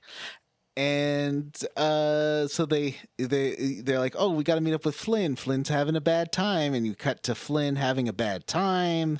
He's like, we got to get ready. We're going to get killed here. So are we ready to die, Sodia? Are we ready to die, Witcher? Well, Sotia shows up at your hotel, and she's Oh, like, right. hey, Flynn's gonna die. Bye. Thanks for not telling him about how Thanks I for tried not to telling him murder how I you. murdered you. And then Yeah. she and Yuri have a conversation where Yuri's like, I think it's really cool how much you like Flynn. And he says to her, I'm just, a placeholder until the right person for Flynn comes along. The first indication that we have in this chunker that they are absolutely sleeping together, and there is no question about it. What? Yeah, I'm positive that they are fucking at least curious and like have kissed. Yeah, you know what I mean? Because the one romantic moment in this game is about to come up. Yeah. It's so weird. Did I say this last week? I want to say it again if I didn't. It's so fucking weird that this game is like, okay, we're perfectly all right with our main protagonist straight up murdering people and suffering no consequences, but don't you dare have anybody kiss. Yeah. That would be a bridge too far. This is a sexless society. Oh, what if that's it? No, because Raven... What if they don't have genitalia? Raven references his sexuality many times. And his junk. No, does he reference his No, he doesn't. Well, there was also that part where we tried to sell the kids off for sex, so That's true. anymore. That's not what happened. It was a cute scene that they thought she was cute. And Carol is 1,000 years old, so it's okay, right, John? All right, let's keep moving, guys. Yeah. So, Yuri says to her, like, oh, I'm just waiting for the right person to come along. And she's like, oh, it's me? So she's clearly jealous of Flynn and Yuri's relationship. Mm-hmm. That's why she stabbed Yuri. Yep. And then Yuri's like, I can't judge you for that because I stab people all the time and throw them into the water. And he's like, but if you like Flynn so much, why aren't you there with him? And she's like, I can't. And he's like, well, you didn't save him this time, and I'm going to go save him, but you will next time. You're going to learn from this to not be so cowardly, Sodia. And then she's cowed into going as well. Mm-hmm. So we head there, and we rescue Flynn by walking through a field kind of full of 2 or 3 monsters. I feel like the scope of this scene is something like they just didn't have time or money to make it look impressive. This is not the 1,000 nobody fight from Kingdom Hearts 2. We'll have 1,000 enemies on screen at once. And yes, most of them will stand in a line and wait patiently for you to defeat the other enemies. But it's still super impressive. This one's just like a foggy sand pit where 2 enemies at once walk around you. And then you have to kill like a super owl bear. You rescue Flynn, and then he's like, well, so everyone's showing up here, and we're going to build a town, I guess? I don't know. Well, first you have to get rid of the monsters. And they're like, we have to take this thing that Rita made to save the world and use it to get rid of all of these monsters. And Rita's like, but it will only work once. What are you doing? And they're like, what's the point of saving the world if we can't save these people? I don't know exactly what their justification is, but they decide to do it. Yuri and Flynn go by themselves with Rapide, and they have some cute couples banter while they're fighting waves of enemies. And Flynn's like, I can't concentrate if you keep talking. And Yuri's like, well, I can't concentrate if I'm not talking. Hee hee hee. And, oops, my hand brushed the back of your hand. Is that okay? yeah. Wouldn't it be funny if we just kissed right now? Why do you keep trying to fall on me? Yeah, and they're like, ooh, we missed this. Yay. We're together. Look at our big swords. And Rapide's just rolling his eyes at them. Yeah, Rapide's like, I've seen some just shit. kiss already. So we set off the bomb thing. All the monsters go Vesperia poof. number 1. Yes, it's called Vesperia number 1. Carol has named it. We didn't talk about how every time one of these Entelekea become a monster, Estelle has to give them a name, and Carol always has a suggestion that's like, super splishy, splashy water mystic lady. And then It's people great. tell them to shut up. Oh, I wish you could have the option of going with it, because it's much better than the Secret of Mana spirit names they went with. Well, I'll tell you what. I posted something for you guys to see. I guess I was wrong. Tales, the series, the spirits, these guys show up pretty frequently. Sylph, Ifrit, Undine, and Gnome. Yeah, good to know. Yeah, I just thought there's a little graphic that has the different versions. I mean, I'm I sure like that all our of these... Ifrit is like a... Go ahead. I'm sure that all of these are from other mythologies. Like, Yeah. Secret of Mana did not invent these. Yeah, Ifrit is a Well, yeah. Middle That's Eastern thing. yeah. Gnomes are Sylph. Nordic, I think, or None of this Germanic. is- Yeah. I mean, like, nothing in Final Fantasy is original, right? Yeah. Other than, like, Marlboros. I do. Okay, Chocobo. so there's a couple of gnomes that I really Chocobos. like. One has a hat with a little pom-pom on it and a giant Yeah, and a nose. gigantic nose. And the other It's very one cute. has like a derpy tongue and she's got a bow. And that one's great. And a shovel. And a She's shovel. holding a shovel. Yeah. Is there any of these sylphs. that you like, Vanessa? No. Okay. I like the Ifrit that we got in this game is like a salamander-looking, froggy-looking boy. Mm-hmm. And I see that in Tales of Legendia there was a hawk-looking Ifrit, You which is can't pretty just cool. I like make the up bird. games and be like, it's called Tales of Legendia. Mm-hmm. That's every single one of these games. Tales of Zillia, Tales of Symphonia, Tales of Eternia. Look, Eternia and Symphonia I can buy, but Leguma Bean or whatever it is you said? No way. Legendia, Symphonia, What's the new one? Starnia? Zillia, the new, I don't know, Arise. Oh, that's right. Yeah, they kind of changed, maybe they've changed the naming convention some. I've heard that one's good. It's tough because there's no way I can play two Tales games right after Yeah. back to back, but I really want to play it. This is why I didn't play Persona 5 when it came out. Because Yeah. I was like, I just did Persona 3. Yeah. I can't do this. I can't. I will get Tales of Arise in a year when it's $30. I changed my mind. I love Gnome from Tales of Symphonia. Yay. Yay. Yeah. Which one was Symphonia? Oh, The cute derpy one. tongue. Yeah, all the sylphs are boring. They're all blue ladies. Yeah. I'm sorry, the Undines. Yeah. And the sylphs are all, One of them looks like she's Very- a schoolgirl. yeah. Yeah, but let's she's not 1,000 let's years not dig old, too far so into it's that. okay. All right. So we then launch the firework that does exploderize everyone, but you're okay. You wake up next to everyone and they're already like, well, we're going to start building a town. What else can we do? And Yeah, it's so weird. and Flynn's like, well, I'm going to stay here and help with this effort and defend the Yeah. town. Why don't you go? That makes sense. Since you're going to destroy, magic electricity for the entire world, why don't you go tell everyone what you're going to do? Your stupid plan. Yep. They decide they have to reach a consensus and all decide to do it together. So Flynn's going to get Yoder, who's sort of the emperor now. It's not really clear, to come to town. He's acting emperor Yep. for sure, right? Yeah.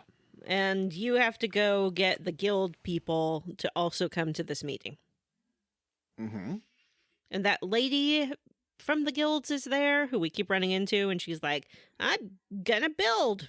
Hooray. The head of Fortune's Market? Yeah. Is that the name yeah. of the guild? Mhm. Yeah. The Mercantile Guild. And it's so bizarre to me. Like, yes, the world is ending. There is a fucking Cthulhu in the sky breaking through. Let's build a new town here. Well, because the old towns relied on Blastia, and it'd be like everyone's going to be stuck in elevators and not have any way to eat, so they need to build a natural town, like a sustainable town. That was my feeling on what was going on. I could be wrong. I don't know. That would be, you know what, Johnny? That's an excellent thought. I don't know that that's explicit, but makes sense. Good headcanon. Or good canon. I don't know. I didn't pay that much attention. That's my. We go talk to Harry canon. again. Uh-huh. And then we have to go talk to Nats. I mean, that's it. You have to go to Dongrest and have a 5-minute cutscene with Harry. And then you have to go to Nordopolica and have a 5-minute cutscene with Nats. Actually, that one's not even 5 minutes. You get off the ship and he's already there like, let's do it. I really liked that. I felt like the game was saying like, we get it. You're done. Yeah. We get it. You just got to go to one more place. Go back to Haponia. It was not necessary to have this happen, though. Yes, it was. This is the most necessary part of the game. We went back to Haponia. We met with Flynn again, and we Vanessa, but your favorites, wrestled. yeah, they play Wrestle. Yeah, well, yes. I was talking about the, like, collecting people. This upcoming scene is a 100% necessary. So I kind of forget, is it in Haponia that everybody meets up and we have that where we tell them, like, this is what we're doing? Yeah, because they're... I mean, it's not like anybody has a choice. But what I like is Flynn is handling that, and Yuri can just kind of take a break. And Yuri's like, yeah, this isn't my thing. I'm not a politician. You got to do this stuff. So Yoder and Flynn are talking to Nats and Harry, and they're like, well, we're good. So are you in? And everyone's like, if this saves the world, I guess so. Yeah, and they're working on the logistics of, like, we'll build this and that and do that and this, and that's how we're going to handle all of this stuff. And that's how we're going to handle all this stuff. Yeah, you have a scene where, of course, everyone is separated and you have to wander around town and find every one of your party members and talk to them. And, this is when we see, like, the party members talking to each other as well. Yeah, which I thought was kind of charming. Yeah, like Raven and Carol get a little time about how before he was just wanting to build a guild to, like, get his own glory, but now he realizes that helping people is a much better goal. And more Patty worthwhile. talks to Flynn, and Flynn is like, wow, Patty, you're really mature. And she's like, hey. I'm 80. I'm 80. I have Benjamin Button disease. Yeah, I'm a Benjamin Button. Flynn's like, I don't know what that is. Okay, goodbye. And then finally... Oh, there's Rita and Estelle are hanging out, trying to make the new Vesperia number Sword 2. Yep. Oh yeah, I loved that. I loved that the bomb got the name Vesperia number 1. I really wish the game had more of this stuff, to be honest with you, and less of people questioning whether or not they should be with the group.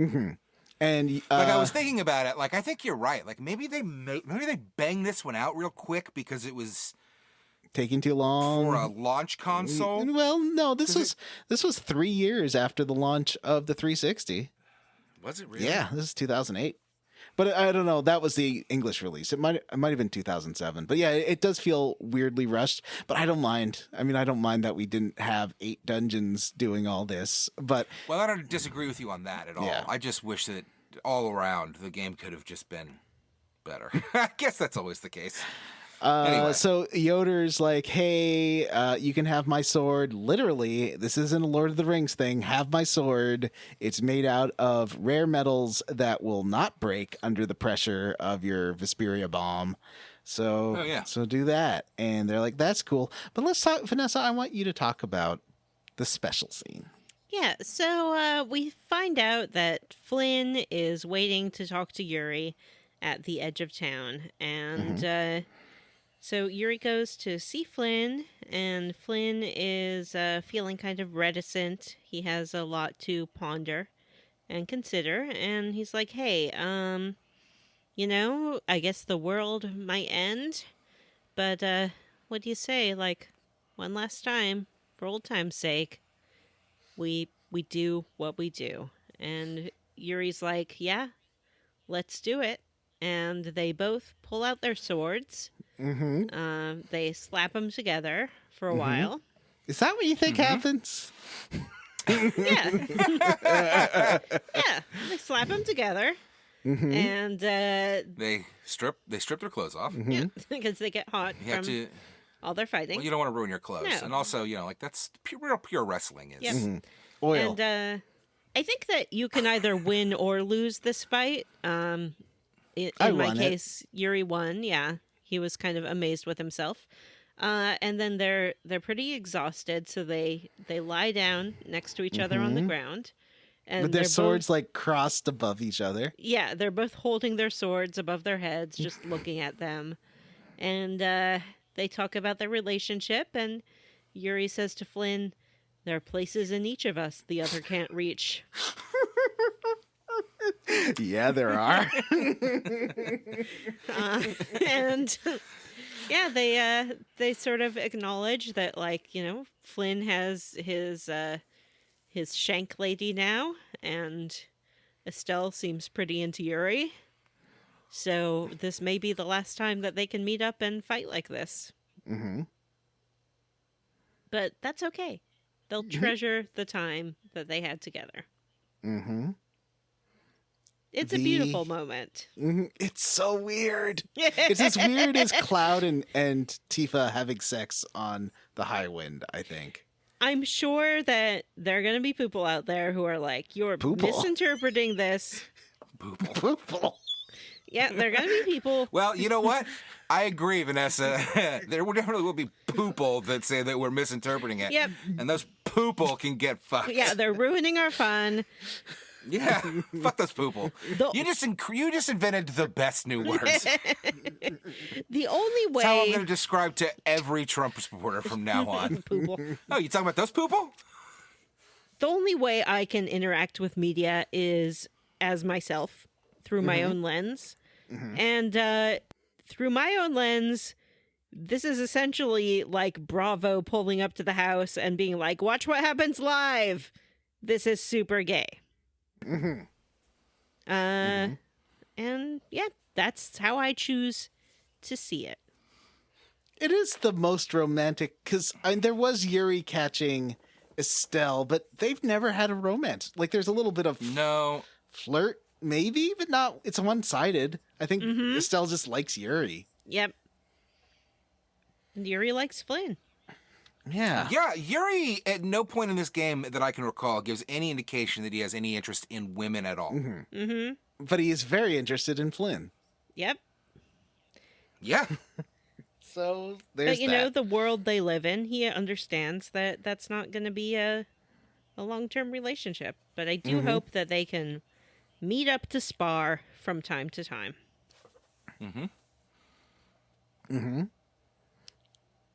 Remember All right. when, with open eyes, too late to Well, sleep. Oh, what? Our final destination is the ancient tower of Tarkaron. Tarkaron. Tarkaron. Tarkaron. Yep. And it's a sci-fi space castle. It's a Zen. It reminds you a lot of Zen from Half-Life. Just like a not great end area with... Though I didn't mind the puzzles, though. That's the one thing. It did have those lights from that one dungeon, but this time they do a thing. They make parts of a level move. But before that, there's a big maze. And there's teleporters I never got working. I don't know. Are those useful? It seems like those teleporters are useful, but I never could turn them on. So I could don't know. never do that either. Flynn does come with us, by the way. We're on our way out, and Yoder is like, what about Flynn go to? And you're like, okay. Yoder, who we have often speculated would be evil, he's not. We were wrong. No. I never thought He's a guy. never thought he was going to be evil. The rest of you did for some reason. It was super weird. I was like, Because he's the emperor. Yeah, but he and seems that's never nice. the good guy. That's what they said about Palpatine. So, Did they? I don't know. Probably. People seem to like him in those prequels, right? I didn't. Yeah. He looked super evil. No, I mean the people in the story. Yeah. Well, I knew better. Also, he was named Palpatine, and I'd read the books. So, I don't know. Was there supposed to be a surprise? Like, if you're supposed to No, watch he's it played in by order... the same actor. Well, I feel like if you're a kid, you might be surprised. Okay. But they don't try to hide it. They don't try to hide it. Okay. They just don't explicitly say it because kids don't understand anything. And then he gets zapped. And then he somehow turns into a troll man in the stupidest way possible. Killing Samuel L. Jackson. The biggest mistake you can make. Yeah. Really. So, with that, yeah, So what do you think of this dungeon, Vanessa? It's a dungeon. I chugged so many holy bottles so I could run through this. I was so done with this game at this point. I was just like, please just let it be over. Gluck, gluck, gluck, gluck. Gluck, gluck, gluck, gluck. Gluck, gluck, gluck, gluck. Well, I was convinced there was going to be, you're going to fight Necron at the end. So we'll talk about that, actually. But sorry, that's out of order. That is out of order. You're out of order, and I'm sanctioning you. Mm-hmm. So, yeah, the tower, it's a dungeon. They're like, hey, look at this big town. Wow, this is what the ancient people used for their Halo ring when they had to halo away this Agia Vagia. I don't care anymore. It's so long. It's so long. So you go through this dungeon. I liked the puzzle part. There was a puzzle part. I didn't like the part with all the different staircases and magic staircases. That part, every room looked the same and was not good. The first part of this dungeon was bad. It was pretty repetitive. Nevertheless, you slog your way through. There's lots of very good equipment. I'm sure I didn't find all of it. I did run into Jerry Halwell / Zaggy. Yeah, Zaggy's there. He's still super horny for Yuri. Once again, they comment on like how horny for Yuri he is, and they're like, wow, Yuri's the only person he feels that he can totally let loose and be himself with, and not have to hold back his amazing power, because Yuri can take it.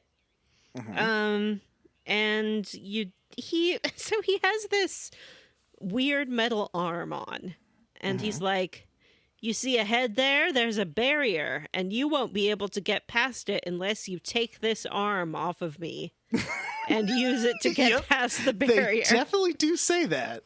They explicitly say that. We fight him, we kill him, and Yuri just throws him arm and all over the edge of a cliff, and it's never mentioned again. And I guess the barrier's gone too. Is it though? Like, I don't even know where the barrier was supposed to be. But maybe we had to take a longer way because we threw him off. I remember seeing not a cutscene, but like the camera panning to a door with like a barrier on it. Right. Maybe we went around it. I guess that must be what happened. Yeah, you're right. I forgot about that. It's good stuff. Yeah. Fucking Zaggy. He looks different this time too. Why does he suddenly have a different haircut? Well, he always had that ginger spice thing, but he looked a bit rough. Like his skin was all messed up. His hair was all flat. It was all spiky early Well, all he'd game, been like and then at the end it was all cyborg. flat. He got his cyborg arm. He did get thrown. He has been murdered multiple times. By Yes. So we head up, and then there's some stairs to the very tippity top. We have to go through these caves where you have to use the ring to make the ground move so you can go The puzzle I past. liked in this game was that. Yeah, the ghost comes out of the well, and you're like, push that block for me, and she crawls over and pushes it. What? Then she vanishes back into the TV. The ring. Oh, Yeah. okay. Oh, that was... Oh. Jeez. So you get to the super long stairs, and there's a save point. I'm like, well, this gotta be the final fight. Street Fighter 2010, the final fight. So you walk up the stairs, and who is there? It's Duke. I was like, okay, let's get these Duke fights out of the way so I can beat the final boss of the game. What? You thought there was going to be more? Yeah.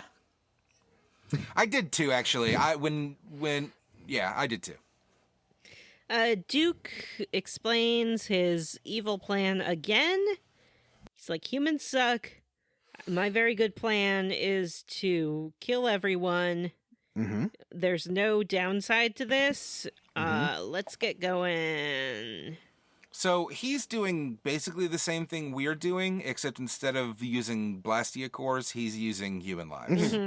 Exactly. He keeps talking about how he loves the Entelecheia and he hates humans, and we're like, but the Entelecheia have decided to become these spirits. And he's like, well, I can't judge what they decide to do or don't decide to do, but this is what I've decided to do. Oh, And we should mention They have a moment. Sylph explains his backstory where he was really good friends with this Entelecheia, and they joined up with the humans to stop the war. But then the humans, after the war was won, were like, well, this Entelecheia is too powerful, so they killed it. And that's what turned Duke insane. No, he's not really insane either. He's just very withdrawn and he hates humans. Yeah. Like, he's not wrong. He does. They do. I felt like there were some moments here between Yuri and Duke where it kind of felt like maybe Duke was going to come around and be like, "All right, go ahead and do your stupid bullshit." Like I wasn't sure a fight was going to happen here. I Yes. was Because obviously we have to fight the Outafagos. Yeah. But we had to deal with him first. Yep. And Duke's like, nope, like we're not gonna reach a resolution on this peacefully, so we're gonna have to fight. Yuri's like, bummer, but okay. And they do. First, we Duke fight is him. like, by the power of Grayskull, and his sword gets all glowy. Yep. We fight him once. We beat him. He does shout, "You fools, this isn't even my final form." He assumes his final form, which is just like him, but plussed up. He gets like a little he doesn't glow up. really- He's got some like He needs to plates glow up. flying around him, and he turns white, like glowing white. I would say this is still a better boss. Now, did you ever see the last boss of KOTOR 2? I don't think so. It was 3 lightsabers. Yeah. Just 3 lightsabers. Float, like floating? Yep. Yep. Like just... Yep. Okay. Great. Sounds like a great game. It is. Glad I... Great game. So I'm sad I skipped that one. I really did want to finish that goddamn game, but whatever. So he's got an attack that does turn everyone's HP to 1, and then he To did 1. like another attack right after that did wipe me out, and I was like, oh, game. Oh, wow, really? Yeah, you have to like heal real fast. Yeah, you got to heal real fast. He does. His mystic art, which is what Johnny is talking about, is cool. Like it does hit the whole. And I was able to pull mine off twice in the same battle because I had been saving my limit bottles. It's called Big Bang. Boom, bam. Yeah, Big Bang. I liked it a lot. The music is fucking fantastic. And Fantastic. he's defeated, and he's like, well, he's not dead. You don't kill him for once. Yuri stops stabbing and starts talking. He's And like, he's well, like, hey, dude, be cool. We have this plan. And Duke's like, it's not gonna work. And Yuri's like, it is gonna work. And he's like, fine. Yeah, Duke's thing is very Thanos. I think we said that earlier in the series that he like wants to return the world to its natural state. even though Alda and Telekea seem super psyched to be spirits. Yeah. They're really having Did they fun. even come out? Did they even come out and like try talking to him before the fight? A by the little. way, because Well, you do see. Did they? You just see them gathering up to do the final bit. you would think like Bellius or one of them would come out and be like, "Hey, we know each other. Please stop trying to kill my friends and all of humanity." Yeah. I know I look different, but like, come on. Come on, buddy. Come on. What's the? Damn it! My brain. Do it, brain. Do it. Dex. Dexstar. Well, he gives you like the power of his What are the trill? the symbiotes. Dax. Jadzia Dax is what you're looking for. Jadzia Dax. Yes, thank you. Yes, I'm Sylph Belias before you knew me as Yeah. Well, his Billy buddy Belias, whatever the like name he was. like summons the atalaxia or whatever it's called of his friend, and that's why he turns into like the final farm because he's got like his buddy's crystal, and but his buddy doesn't show up. I thought since there all these spirits were coming, they didn't have time, I guess, to save his buddy and turn him into a weapon to fight the Atafagos. But all the other spirits join up. Did he have his buddy's crystal? Yeah, that's what I thought. That his friend's power was what he used to get super powerful at the end, but I could be wrong. He seems to indicate that. He shouts about bring me your power. We're super buddies. Wow. So they summon the 4 spirits to start shooting a big laser beam, and like, okay, here's the final boss fight. Here it comes. And then they're like, and now, oh, what's this? It's not enough power. We're going to lose. Yeah, they're like, oh no, we Here's gave the it boss our fight. all. Yeah, we're all Here's- standing together. We're shooting our energy up into the sky. What can we possibly do? Camera pans over to Duke. Duke is like, okay, my plan failed. Let's let's join these guys. He joins in. We suddenly form a big enough power blast to shine through the sky. Yuri shouts, "Hurrah!" And all the other spirits join in. All the Blastia do get all converted. of them join in, including, I guess, Raven's chest. Yeah, that's what Matt and I were inferring before.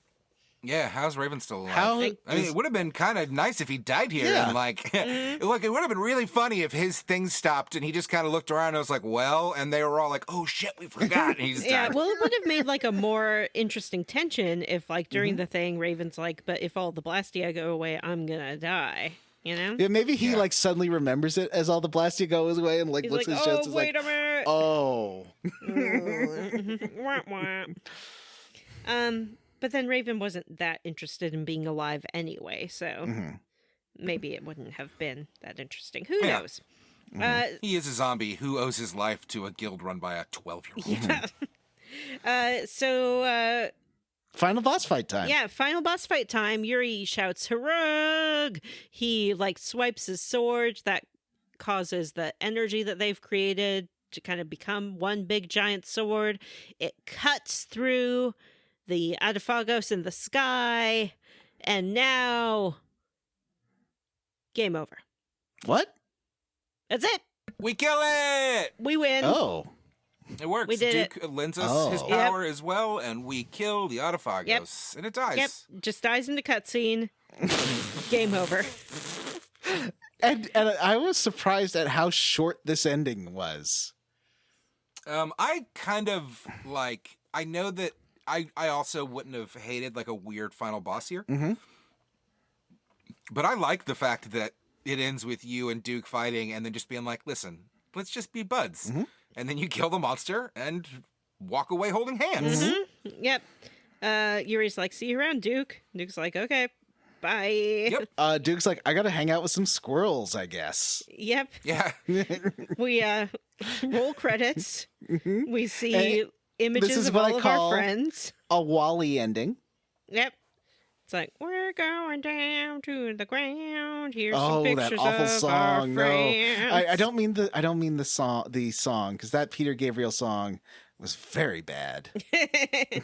All of our friends are here. Look at all our friends. And I kind of disliked the implication that it was some happy ending because the fat people got skinny, but I liked the other part, like the recreation of society part of it and everything. Yeah, me too. But yeah, it's like, why do movies have to ruin themselves by tossing in some fat shaming? Just don't do it. It's easy. I was thinking about that, about Avengers Endgame the other day and that terrible Thor stuff. It's like, why? Why just tank your whole movie? Why? Don't do it. But I did like the sequence here. Yeah, it's nice. We see all of our friends.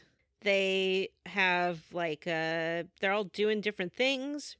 Rita's doing her experiments. We see Carol working with other guilds. That was pretty cute. He's like leading some guild people through a cave, and then there's a big monster and he has to fight it, and then he's like sitting there looking exhausted while they play with the treasure.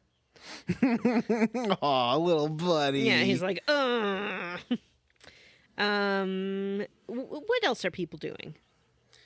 Well, let's see. Duke hangs out with squirrels. Yeah, Duke hangs out with squirrels. Pirate. I feel like Duke. Can I interject here? I feel like Duke is going off to hang out with squirrels as he like tries to come to terms with the feelings that he's developed for Yuri. I think that's where that's going. I think Yuri is moving on to an older man because Flynn is just too young and he's not out of the closet yet. Yeah. And maybe he wants to be with Sodia, okay? Yeah. Maybe Flynn's bisexual. Maybe That's There's- a perfectly valid lifestyle too. There is a point, and I think Matt noted this in our group chat, where what's his face? Carol is looking over a map of Earth. Like, there's Africa there. There's Asia. Uh-huh. What? What? Where did he get it? They're not on Earth. But maybe after the Adafagos, maybe it formed the Yeah. continents. Yeah. Wow, it was Earth all along. But we already know that because it's Secret Secret of Mana. Mana. Yeah. Can't believe nobody fucked a tree. Yeah, that was the only thing missing. Worst prequel Yeah, ever. Duke might. Maybe Duke is the Yeah. father of. Oh, maybe Yeah. Duke fucks the Yeah, he trees. seems like a tree fucker. He does seem like a tree fucker. I don't remember. Patty, stuff happened with Patty. There's lots of Patty just has cute her own little ship scenes. now. She has a crew again. Mhm. They fix up the old ship and they Swaddle her. reveal it, and Patty gets heart eyes. She's like, "I ship," and I guess They she's, have diapers and a Yep, changing yep, station. because Oh, she is yeah. Jeez. de-aging. Oh no. And Flynn and Yuri get a house in the Catskills. It's real nice. Flynn's just doing his night thing. Estelle's being Estelle. Mm-hmm. Everyone's happy. Who was the brave Vesperia then? Because there was the child of the North Star or whatever. Right. But there was Yuri the brave Vesperia. Brave Vesperia is just Brave that Vesperia's star the in the sky. guild. Yeah, but remember there's supposed to be two. There's the brother and sister. One was the child of the whatever. Yeah, the brother left full Earth moon. and became a star, and it stayed a star. Okay. I remember specifically at one point them talking about finding a way using the spirits to force the Autophagos into a physical form. So I think they really did just straight up cut that shit. Could be. We don't have time. I don't know though. I kind of don't hate it. I it's said, fine. a weird boss might have been fine, but I probably wouldn't have cared.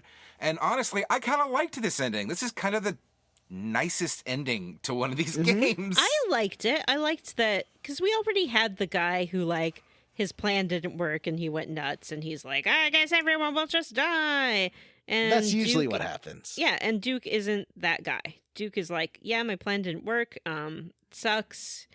I guess, I'm a little bit inspired by you guys coming together. And he's sort of maintained throughout the game that he's a little bit inspired by them. Yeah. He's like, I gave you my sword because I really like you guys. I like what you're doing.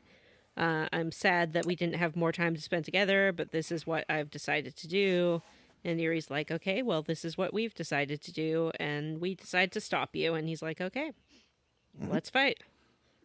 But when it doesn't go his way, he doesn't flip out. He's just like, okay, pivot, new plan, reassess the situation, and this is what I'm doing now. Hang out with squirrels. Hanging out with squirrels and helping these guys save the world. The end. The end. No more technology, but people seem okay. They're dealing with it. I mean, they're already living in a fantasy world. Yeah, but they had And honestly, I don't- Blastia You're living in a microwaves. fantasy world. They had Blastia couple Neo of- Geos. Yeah, they had Blastia bidets on their toilets. So they didn't destroy all the Blastia. They turned all the Blastia into spirits, and that's not addressed. So did they basically just create the Shinto religion? They just turned all of the things in the world into spirits representing those things? I guess so. Kinda? There was because their Blastias were different. There's the water Blastias, and now that's river spirits. That's fun. It's fun to think about. Yeah. All right, friends. And, wait. Nope. Yep. Roundly for or squarely against Tales of Vesperia, Matt? I guess I'll say roundly 4. It's not the best game. It's very generic and repetitive. And it had a lot of problems. But it's fun. And it had once you get past all the really fucking annoying repetitive shit, the plot itself isn't too bad. I mean, it's not terrible. You're, thrust out of your home and they give you reasons to go across the world for a while. And then it gets a little silly and boring in the middle. But, like I said 6 times, I liked the end. So roundly 4. What about you, John? I'm a very soft roundly 4. It was fine. I mean, I think it had some good. I liked some parts of the storytelling. I like that at some points it seemed very low stakes in a way I enjoyed. But then it, still had a we have to save the world moment. But it just doesn't have the special sauce that makes a really good JRPG, where it's insane and weird and you fight someone in space and then it just goes bonkers. It never goes disc 3 crazy, and I think that's what makes a good JRPG a lot of the time. I don't know. I think I like it when things just get really strange or interesting or different. This never really got different, except for some narrative setups that didn't super pay off. But I didn't hate it. I think you're not wrong, but I think it does kind of try by going like, all technology turns into ghosts now. And the main character is a murderer. But that's fine. So a soft round.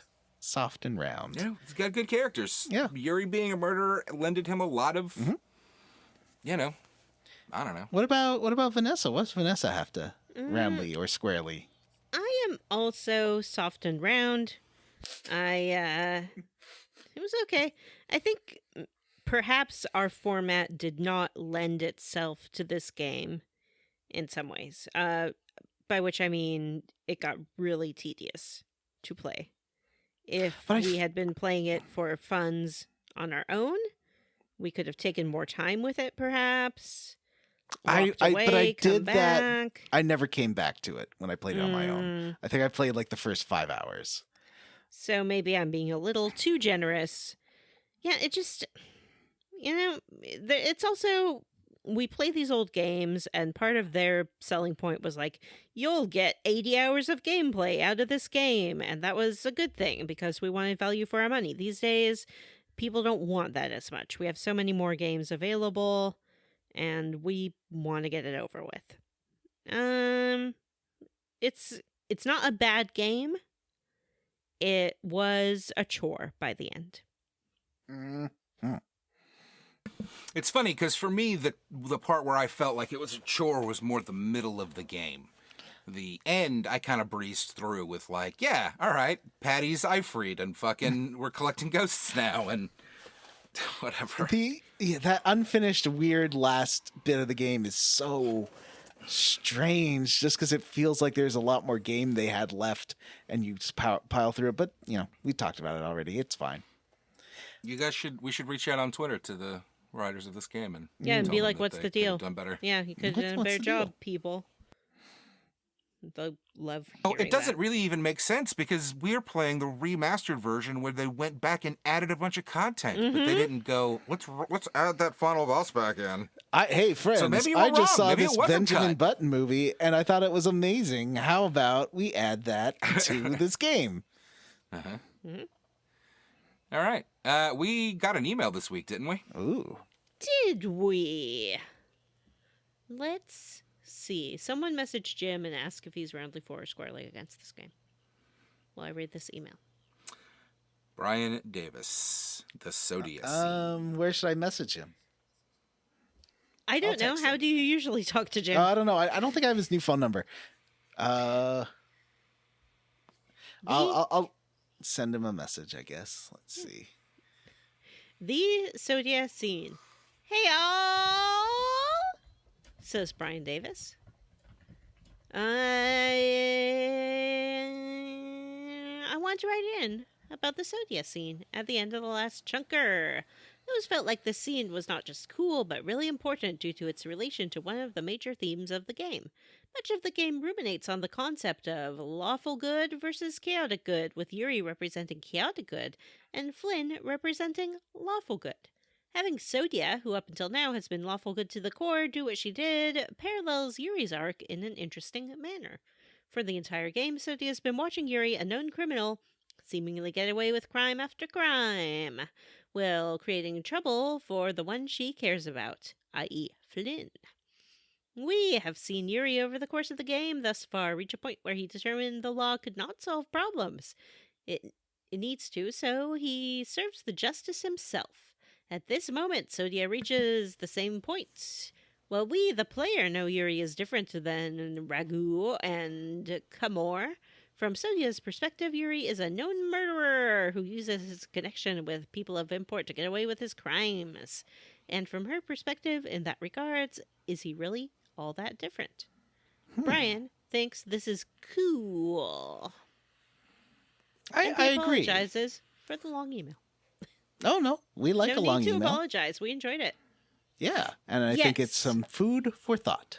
This game did have more sort of nuanced characters in some ways than other games. I liked all the characters in this game a lot. My favorite was Patty, of course, because she is a Benjamin Button, and that's amazing. But I liked Raven as well. But I always like a lusty old man. He was a lot of fun. He didn't do any close-up magic though. There was a title card where you saw Gauche and Duat like fishing together in a boat. So I thought they were going to come back, but Nope. they don't come back. They don't come back. They've gone fishing. I always kind of like it when a game ends with like images of what everyone is doing now. It's just one of those things that tickles me. Yeah. Yeah. I mean, I like it when a game ends with a trip back to the Shire, personally, but... Oh, that 8 different endings. It keeps fading. I'm like, why do people like these movies? I mean, that's the book, too. Like, the fucking book ends, and then it's like, a few months later. A few months later, Sauron has a new name, and he is attacking the Shire. And now we have to have a battle against Sauron, who's a crime lord for some reason. What? I And always kind of felt like maybe that was like an editor being like, you missed some threads. I need you to wrap them up. all right, what's his name too? He has like a stupid name that he takes on, like I don't Shucky remember. or something like that. What? It's like Shucky Are you is making attacking this the up? Shire. No, The Shucky ending? the Shucky ending.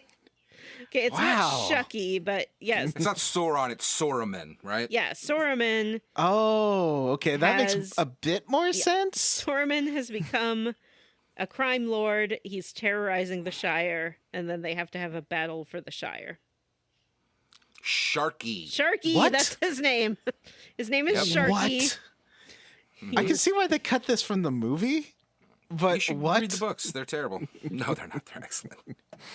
I made it halfway through the Two Towers, but the poems got me. Yeah, the songs always really hold me up, too. Bath time, splash time, splishy splashy sploo. I'm Tom Bombadil. I'll take a bath with you. Mary doll, Perry doll. Here comes Patreon. Bombadil. Splashy If washy you want bathy more of time. this- Oh, next Peppermint episode. on Tom. Excellent content. Oh, yeah, next episode. Did we announce? Should we have done that before Squarely Against? When we sort of mentioned. Yeah. Did we mention the winner?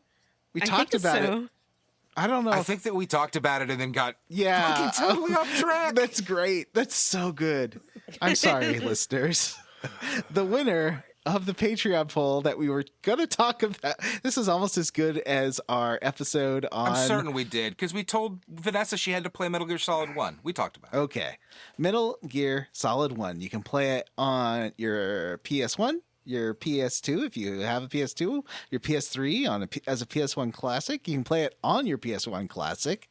And I think there's a PC version as well, so you can play that there if you want. PC culture has gone too or- far.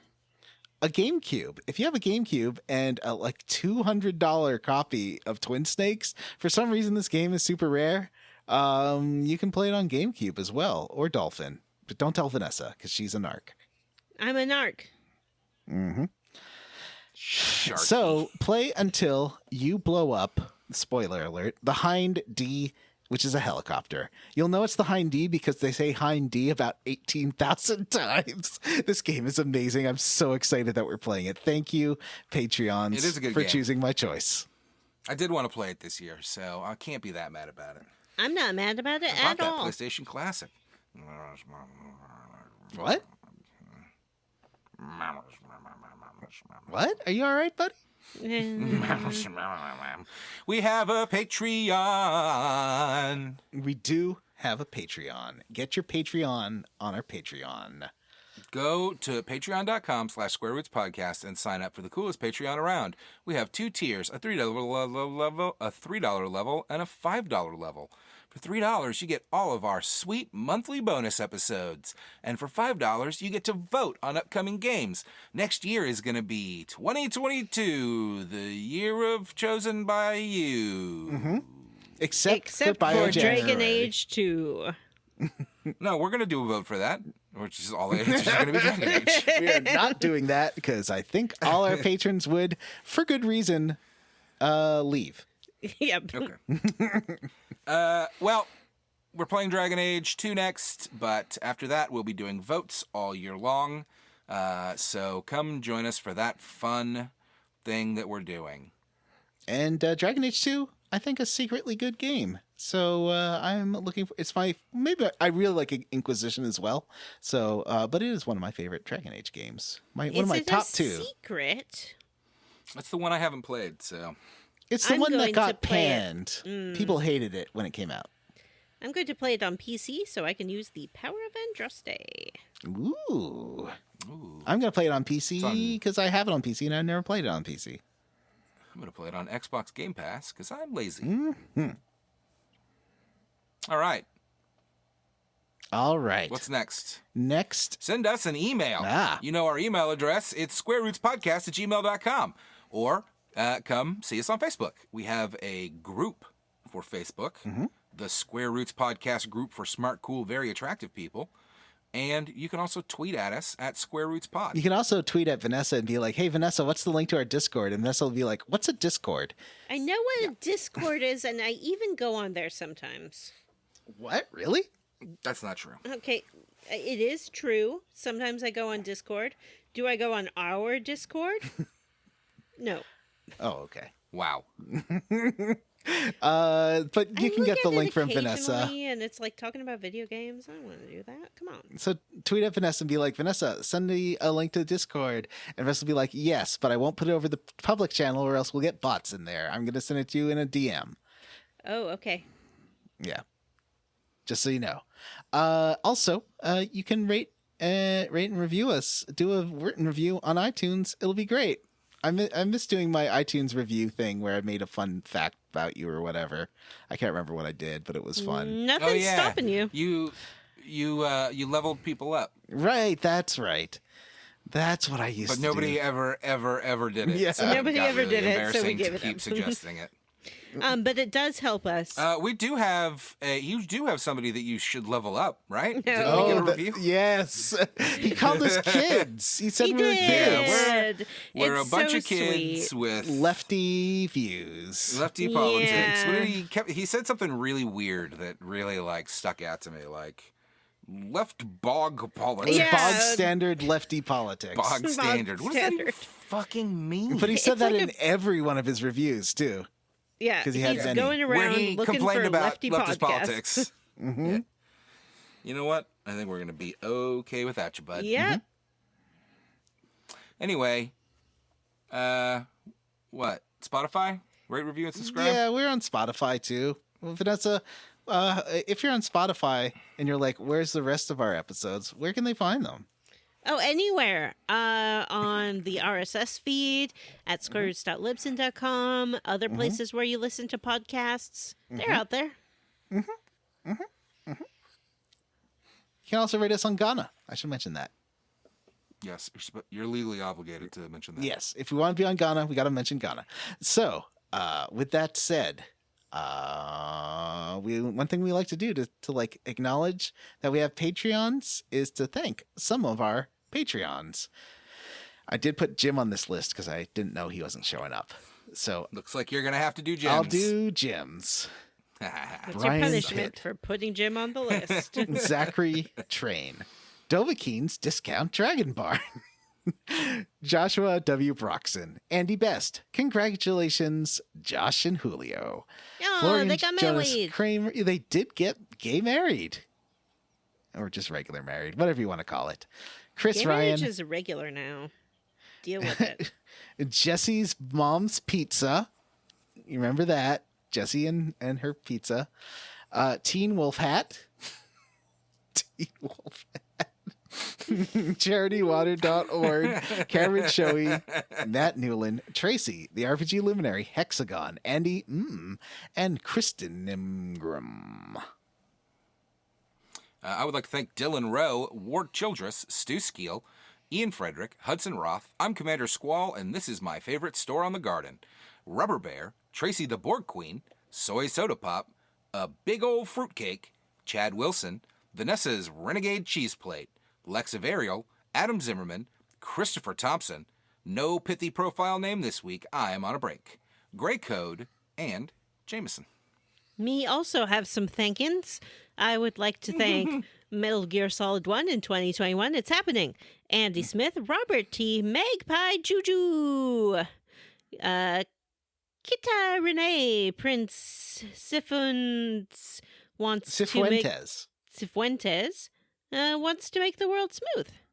Ooh. Chief Hazard built a coupon. Use Vape Mat at checkout in the HasLab Etsy. Oh, that's cool. Teen Wolfhard. Joseph. Mikey Micho. Is a Diva Cup just a shot glass for vampires? Armin Hammer. Alex Doulard. Ross Hartley. Sean Gonzalez. Butts on Parade. Hear my cry and rise before me. Ancient Catastrophe. Arthur A. I'd like to thank again, but this time a different group of people. William Westgard, Bree Girth, Huxley Iguana, Eric Garby, Ryan Miller, Tree D, Wolfie Gorgon 2094, Trent Hexam, Queer Icon, Tom, Sean Walsh, Fresh Eyes. Fresh Eyes has grown up. Jack Mizell, WWE, Mike G, love you guys and gals, Wash in the Wind, Citrus C, Nathan Poirot, and Stephen Paget Brewster. We already talked about rating and reviewing us on iTunes. But we can talk about, for Square Roots, I'm Matthew Van Zandt. He's on the phone. Square Roots, I'm Matthew Van Zandt. I'm Vanessa.